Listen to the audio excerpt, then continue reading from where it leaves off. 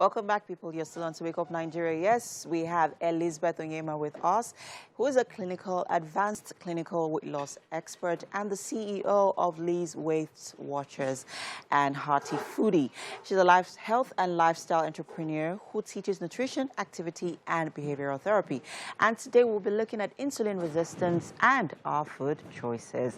Welcome to the show. Thank you, ma'am. How are you doing today? Very well, very well. Great. So let's dive right into it. Yes. Insulin resistance, there's a lot of things that comes to mind when you hear that word insulin resistance. First, diabetes. Yes. But let's take it from the very word itself. Yes. Insulin resistance.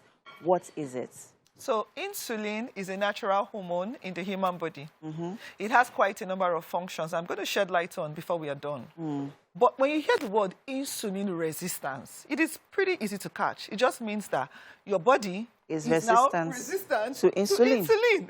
Simple. Yeah. So now, for people to really understand the magnitude of this word, what are the functions of insulin? Insulin has quite a number of functions in the human body.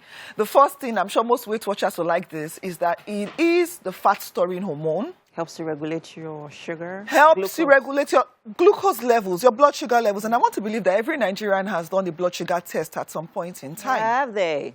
I hope so. Yeah, I hope so.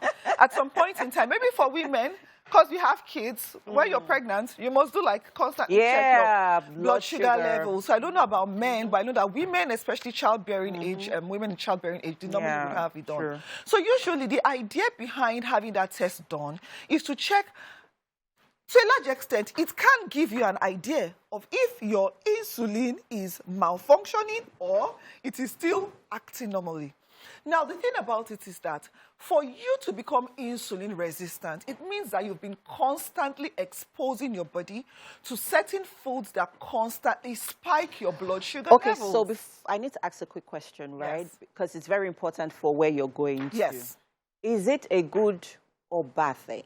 Insulin resistance is a bad thing. Great. Now go ahead. The moment you realize that you're dealing with a situation of insulin resistance, you should actually begin to run for your life, because it means that there's a whole lot of trouble coming health-wise, right? So insulin resistance means that you've been constantly, every day, spiking your blood sugar levels by your food choices. So what I'm trying to make you understand, in essence, is that there are some foods that we eat that when we eat them, they spike our blood sugar levels beyond healthy numbers. So now, at what point do you know, because that self-awareness is also very important, Yes. that you are resisting the insulin? Okay, so maybe we should start. Before I go there, maybe I should say, okay, can I come from this angle? At what point do you know that your food choices may be spiking your blood sugar levels? Okay. Right. Because I feel like you have to experience it first to be able to know what to do to,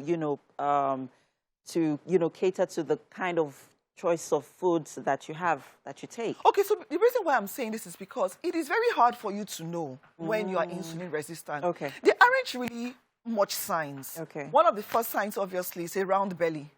So you have a pot belly, yes. Okay. Once your belly is beginning to get big, it's a sign that you're possibly already dealing with a case of insulin resistance. Okay. So that is the most visible sign. Okay. Other signs could be you notice that your cholesterol levels are getting higher, which is still tied to a bigger waistline, or notice that your blood pressure is getting higher. Are you getting me? Okay. These are all signs. Now, yes. okay, now you're signs of possible situations of insulin resistance. Okay. Weight gain, most especially abdominal fat. Okay. So for a woman, if your waist inch is getting higher than 35 inches, it means that your insulin levels are already beginning to act up. And for a man above 40, your insulin levels are acting up already. So now let's go into the food choices. Yeah. So the foods that can, how do you know, how can you identify your these foods that are spiking your insulin? That are spiking your blood sugar levels beyond healthy numbers. Number one, you notice that you eat this minute and in less than 2-3 hours, you're hungry again. So when you notice that you're constantly eating,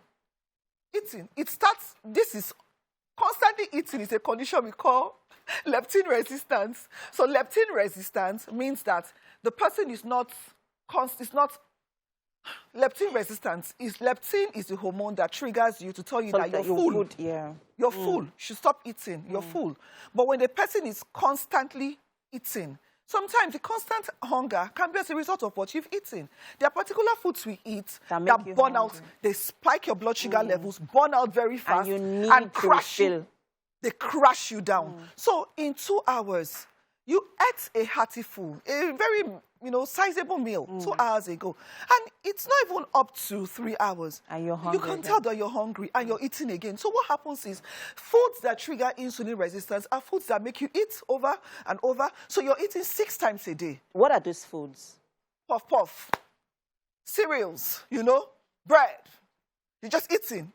But some of these foods that you just mentioned are high in carbohydrates. They're high in high glucose levels are carbohydrates. They are the bad carbohydrates. They are really the good ones.